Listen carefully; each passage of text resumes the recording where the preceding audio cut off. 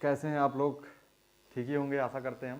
तो देखिए, आज लेके आए हैं solve the circuit by using Kirchhoff law.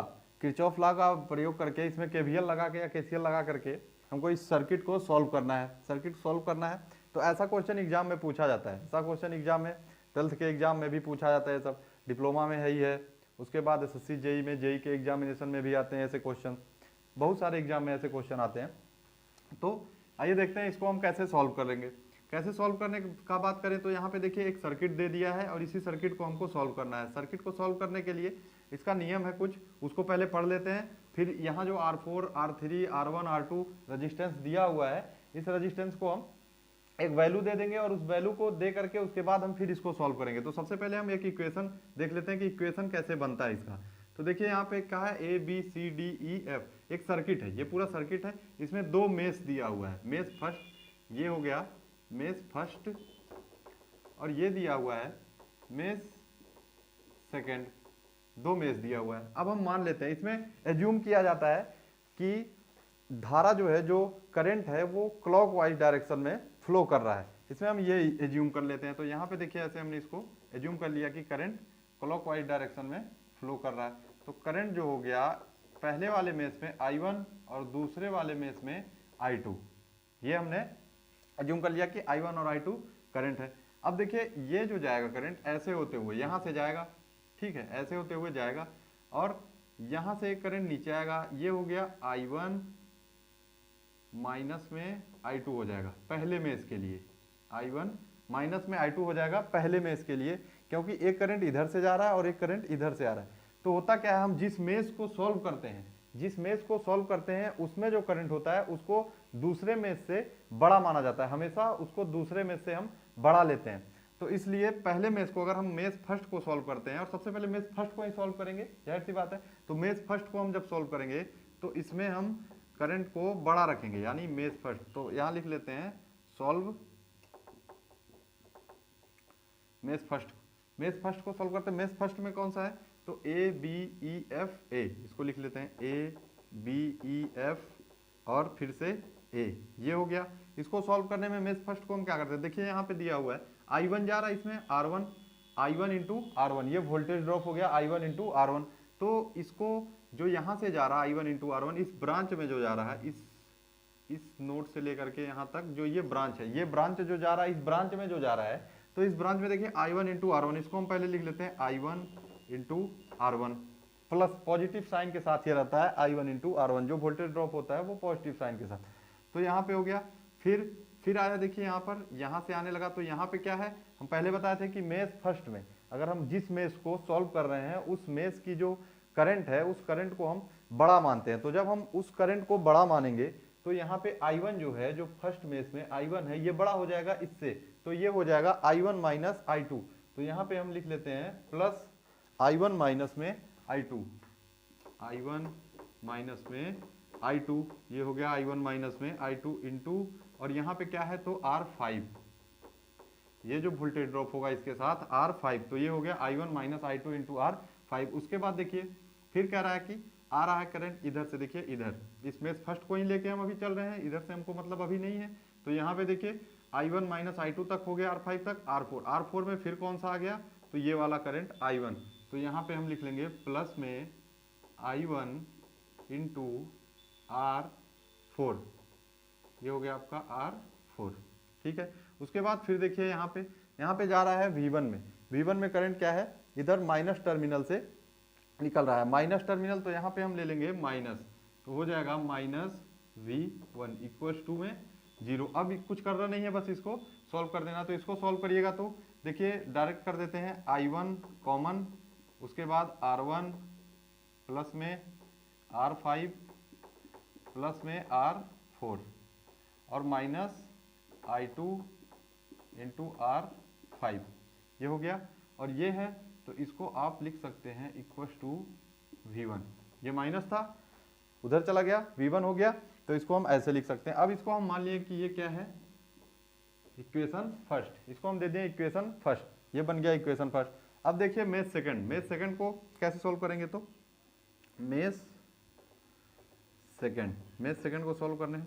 Mesh second में क्या है, B C D E B, तो यहाँ लिख लेते हैं B C D E B, ये हो गया मेष सेकंड के लिए। तो पहले बताए थे कि जिस मेष को लेके चलते हैं उस मेष के जो करंट होता है उस मेष के करंट को हम मानते हैं बड़ा। तो जब उस मेष का करंट बड़ा लेंगे तो यहाँ पे I1 माइनस I2 हुआ था, और अब की बार में क्या हो जाएगा, इसमें हो जाएगा अब की बार में I2 माइनस I1, ये I2 माइनस I1 हो जाएगा, क्योंकि हम जिस मेष को लेके चलते हैं उस मेष का करंट जो होता है वो बड़ा मान लिया जाता है। तो अब देखिए इसमें लेके चलते हैं, इसमें देखिए आगे, इसमें ये कौन सा था, I2 वाला था, तो I2 धारा इसमें जा रही है, I2 जा रही है, तो क्या हो जाएगा I2 इंटू R2 प्लस में I2 इंटू R3 प्लस में I2 minus I1 into R5, ये देखिए I2 minus I1 into R5, इसे क्लॉकवाइज चल रहा, और उसके बाद ये अगर ऐसे आएगा तो ये प्लस साइड से जा रहा है, इसमें जो ये कर रहा है टर्मिनल जो है इसका ये पॉजिटिव टर्मिनल है, तो पॉजिटिव टर्मिनल के कारण से यहाँ पे क्या हो जाएगा प्लस का V, पहले वाले में माइनस का V1 हुआ था, यहाँ पे 2 हो जाएगा, तो प्लस का V2, तो ये हो गया प्लस का V2, ये हुआ था माइनस का V1, ये हो जाएगा प्लस का V2। अब देखिए इसको सॉल्व करने के लिए इसमें भी सेम वैसे ही कंडीशन आया, इसको भी वैसे कर लीजिए, तो यहाँ पे क्या कॉमन हो जाएगा, यहाँ कॉमन हो जाएगा I2, तो I2 को कॉमन कर लीजिए, I2 के साथ था R2 प्लस का R3 प्लस का R5 और माइनस का I1 into R5 equals to minus का V2, ये हो गया समीकरण सेकंड, ये दूसरा हो गया। तो ये ऐसे सॉल्व हो गया। यहाँ पे देखिए आपको दो इक्वेशन मिल गया, पहला और दूसरा इक्वेशन, दोनों इक्वेशन मिल गए। अब ये इससे आगे तो यहाँ पे सॉल्व होने वाला है नहीं, क्योंकि ये इक्वेशन है, इसमें क्या सॉल्व करना, तो ये यहीं तक रहेगा। लेकिन अगर यहीं पे कोई वैल्यू दी होती, R4, R3, R1, R2 की अगर कोई वैल्यू दी होती तो ये इससे आगे भी सॉल्व होता, और इससे आगे भी सॉल्व होता का मतलब कि ये जो इक्वेशन आया है इससे आगे सॉल्व होकर के I1 और I2 का वैल्यू निकलता है। यहाँ से क्या निकलता है, I1 और I2 का वैल्यू ही तो निकलता है, तो I2 भी निकलता और I1 भी निकलता है। कब निकलता, जब यहाँ पे कोई वैल्यू दी गई होती। तो अब हम देखेंगे कि वैल्यू देने के बाद से, जैसे कि इसमें अब हम वैल्यू दे दें R1, R2 और R3 के पास में, और वैल्यू देने के बाद फिर इसको सॉल्व करें, तब कैसे सॉल्व होगा, क्योंकि एग्जाम में जो पूछा जाता है वो वैल्यू देने के बाद ही पूछा जाता है। ऐसे तो ये समझाने का बस तरीका था कि आप समझिए इसको आसानी से। तो अब हम रखेंगे इसमें वैल्यू और फिर देखेंगे कि कैसे ये होता है। तो हमने यहाँ पे वैल्यू रख दिया, देखिए वैल्यू 2 2 2 2 2 2 करके सबका वैल्यू, जितने भी रजिस्टेंस है सबका हमने वैल्यू 2 ओम 2 ओम करके रख दिया, और जो वोल्टेज था उसको हमने 10-10 वोल्ट मान लिया। ऐसे कुछ भी वैल्यू दे देगा एग्जाम में भी, और हम भी ऐसे ही रख दिए कोई भी वैल्यू। तो देखिए अब कैसे सॉल्व होता है, जैसे पिछली बार सॉल्व हुआ वैसे ही सेम सॉल्व होगा। सेम सॉल्व देखते हैं, पहले इस मेष को लेते हैं कि मेष फर्स्ट, इसमें हम क्लॉकवाइज कर देते हैं डायरेक्शन, और करंट को मान लेंगे I1। उसके बाद देखिए इसको भी कर दिए ऐसे ही I2, ये हो गया मेष सेकंड, यहाँ पे सेकंड कर देते हैं, ये I2, I1 और I2 दोनों हो गया। इतना तो हम एज्यूम कर लिए, सर्किट दिया था, सर्किट में इतना हमने क्या कर लिया, एज्यूम कर लिया। अब एज्यूम करने के बाद देखिए मेष फर्स्ट सॉल्व, मेष फर्स्ट को सॉल्व करने में क्या मिलता है, तो मेष फर्स्ट के लिए पहले ऐसे चलते हैं, तो यहाँ देखिए माइनस से जा रहा वोल्ट में, तो इसको ले लो -10 वोल्ट, हो गया -10 वोल्ट। उसके बाद प्लस, ये बाद में भी लिख सकते थे, उस बार बाद में लिखे थे, तो इसमें कोई बहुत बड़ा बात नहीं है, इसको पहले भी लिख सकते हो। तो यहाँ पे देखिए I1 जा रहा है, तो I1 हो गया क्या 2I1। उसके बाद यहाँ पे जिस मेष को हम सॉल्व करते हैं उसी मेष की जो करंट होती है उसको हम बड़ा मानते हैं। तो मेष ये फर्स्ट सॉल्व कर रहे हैं, तो फर्स्ट मेष को जब सॉल्व कर रहे हैं तो मेष फर्स्ट को जब सॉल्व करेंगे तो कौन सा करंट बड़ा होगा, I1 बड़ा होगा, तो I1 माइनस I2 हो जाएगा। तो देखो यहाँ पे हो गया प्लस I1 माइनस I2। अब देखो यहाँ पे कितना दिया हुआ है 2 ओम, तो R का वैल्यू कितना हो गया 2, वहां पे जब R रखे थे तो R था, यहाँ पे 2 है तो 2 हो गया। उसके बाद देखिए कह रहा है कि प्लस, आइए इधर आइए, प्लस कह रहा है, यहाँ पे क्या है 2 और I1, तो ये क्या हो जाएगा 2I1 इक्वल्स टू 0। सब कुछ तो हो गया, वोल्टेज हम पहले ही ले लिए थे। तो अब देखिए इसको सॉल्व करना है, कुछ करना नहीं, बस सॉल्व करना है, सिंपल सा है।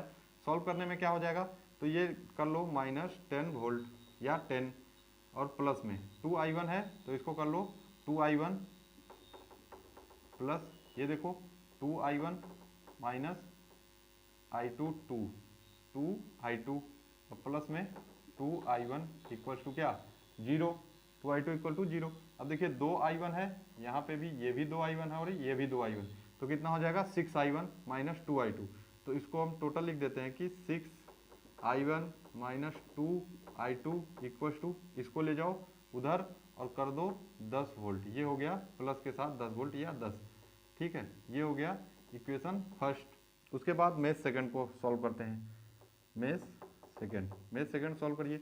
मेष सेकंड में देखिए इसमें अब होगा वैसे ही सेम, यहाँ पे पहली बार में क्या हुआ था I1 माइनस I2, अब क्या हो जाएगा I2 माइनस में I1, दो कंडीशन था। दूसरे वाले में क्या हो जाएगा I2 माइनस में I1। तो अब फिर देखिए इसमें लेके आते हैं, यहाँ पे देखिए 2I2 हो जाएगा क्या 2I2 प्लस में इधर चलते हैं, पहले हम वोल्टेज ड्रॉप को ही ले लेते हैं, उसके बाद उसको लिख देंगे। तो फिर देखिए क्या हो गया 2I2, यहाँ पे दिया था 2I2, ये एक 2I2, उसके बाद फिर प्लस में I2 माइनस में I1 और इसके साथ कौन है तो 2, फिर 2। उसके बाद देखिए बचा क्या, ये आ रहा प्लस से, तो प्लस के साथ हो जाएगा कितना 10 इक्वल टू 0। उसके बाद इसको भी सॉल्व कर लेते हैं। तो 2I2 कितना हो जाएगा 4I2 और एक और 2I2 तो 6I2, इसको डायरेक्ट लिख देते हैं 6I2 माइनस में 2I1 और इक्वल टू, यहाँ पे देखिए प्लस है, उधर जा करके क्या हो जाएगा माइनस हो जाएगा। और उसके बाद देखिए ये हो गया आपका दूसरा समीकरण, दूसरा इक्वेशन। अब दोनों को हम सॉल्व करेंगे। दोनों को सॉल्व करने के बाद कैसे होता है, इक्वेशन सॉल्व करना आप जानते ही होंगे, तो इक्वेशन दोनों को लिख लेते हैं पहले। इक्वेशन पहला क्या है, इक्वेशन आपका इधर लिख लेते हैं, शायद नीचे ना दिखाई दे। पहला इक्वेशन जो है 6I1 minus 2I2 equal to 10, ये हो गया पहला। और दूसरा क्या है, तो दूसरा है minus 2I1 plus 6I2 equal to minus 10, ये हो गया दूसरा।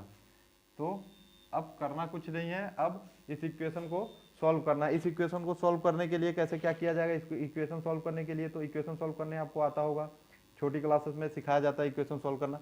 इसमें देखिए अगर हम इसमें 2I1 दिया हुआ है, ऊपर में कितना है 6I1 और यहाँ पे कितना है 2I1, तो इसको हमको I1 को हटाना है, तो इसमें क्या करना पड़ेगा, हमको 3 का गुना करना पड़ेगा। अगर 3 का इसमें गुना कर दें तो ये कितना हो जाएगा 3 दूनी 6, तो हो जाएगा 6I1, है ना। तो यहाँ पे हम 3 का करते हैं गुना कर दीजिए 3 का, देखिए इंटू 3 कर दीजिए, मल्टीप्लाई बाई 3। उसके बाद ये आपको मिल जाएगा 6I1 माइनस का plus 18I2 equal to minus 30, ये मान लो समीकरण 3, ये मिल गया।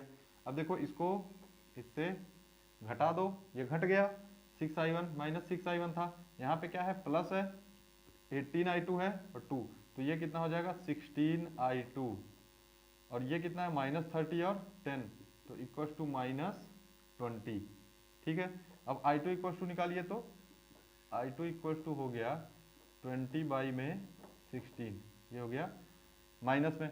ठीक है, अब इसको डिवाइड कर देंगे, I2 इक्वल टू दिखाई दे रहा होगा, तो इसको डिवाइड कर देंगे तो आ जाएगा इक्वल टू में कितना आ जाएगा 1.2 समथिंग आ जाएगा, 1.2 और ऐसे समथिंग आ जाएगा। तो मान लिया 1.2 एम्पियर I2 का जो करंट का वैल्यू आया 1.2 एम्पियर आया।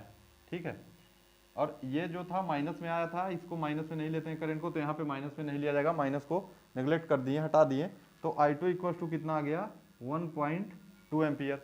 अब I2 का वैल्यू जब आपको पता चल गया, तो इसी किसी भी इक्वेशन में फर्स्ट चाहे सेकंड में या थर्ड में, फर्स्ट या थर्ड में रख करके आप निकाल सकते हैं। तो फर्स्ट वाले में ये रख देते हैं, देखिए ये फर्स्ट वाला है, इसमें रख देते हैं 1.2 का, तो I1 के स्थान पे क्या हो जाएगा, सॉरी I2 के स्थान पे क्या हो जाएगा 1.2, तो देखो 6I1 माइनस 2I2 है, तो यहाँ पे 2 इसको ऊपर कर देते हैं, 6I1 है, दिखाई दे रहा होगा, 6I1 है माइनस 2I2 इंटू में क्या हो जाएगा 1.2 और इक्वल टू 10 हो जाएगा। अब आप इसको सॉल्व कर लीजिए, उसके बाद ये हो जाएगा 2.4, 6I1 माइनस 2.4 इक्वल टू 10, ये चला जाएगा इधर 6i1 इक्वल टू हो जाएगा 10 माइनस 2.4। ये दिख नहीं रहा, नीचे जगह नहीं है। अब सॉल्व कर लीजिएगा, सिंपल सा है, कुछ करना नहीं है। तो सॉल्व हो जाएगा और ये आ जाएगा आपका 7.6। ऊपर कर देते हैं थोड़ा सा हटा के, कि इधर कर देते हैं। कितना था? 6i1 equal to 7.6। तो ये हो जाएगा i1 इक्वल टू 7.6/6 और ये हो जाएगा आपका आंसर। i1 और i2 दोनों का वैल्यू निकल के आ जाएगा। तो इसको सोल्व कर लीजिएगा, जितना आएगा वही आपका आंसर हो जाएगा।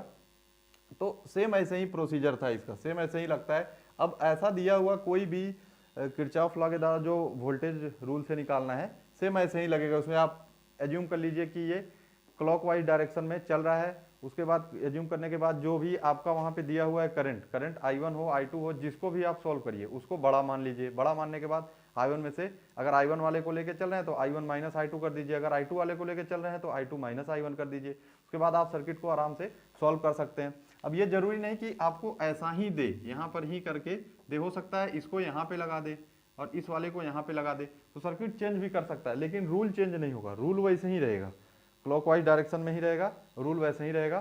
तो कैसा लगा आपको, ये समझ में आया कि नहीं, कमेंट सेक्शन में हमको बताएं। और भी अगर कुछ जानना हो, इसमें कोई चीज़ छूट गया हो तो भी बताएं कमेंट सेक्शन में कि क्या इसमें आपको समझ में नहीं आया, फिर आपको बाद में बता दिया जाएगा। फिर मिलते हैं अगले वीडियो में। जय हिंद।